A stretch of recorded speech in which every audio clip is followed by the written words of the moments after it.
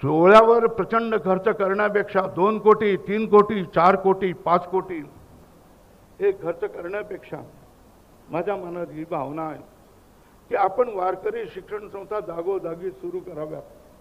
माझ्यासारखा माणूस एक संन्यासी माणूस जो संकल्प घेतो की 10 गुरुकुल निर्माण केल्याशिवाय आणि प्रत्येक गुरुकुलामध्ये 100 साधकांना ठेवल्याशिवाय मी मरणार नाही अशा तऱ्हेचा संकल्प माझ्यासारखा माणूस घेऊ शकतो. तर तुमच्याजवळ भक्त आहेत, तुमच्याजवळ सगळी धनवान मंडळी आहेत, तर तुम्ही 20-20 25-25 गुरुकुल तयार करू शकतायत आणि जे पेराल ते उगवेल. जर साधक वैष्णव साधक विद्यार्थी पेरलात तर तुमच्याकडे पटवाजांचं गायकांचं कीर्तनकारांचं पीक येऊन जाईल आणि या पिकामध्ये या सगळ्या पिकाने सगळ्या महाराष्ट्रामध्ये संप्रदायाचा कल्लोळ होऊन जाईल अशी माझी स्वतःची भावना आहे.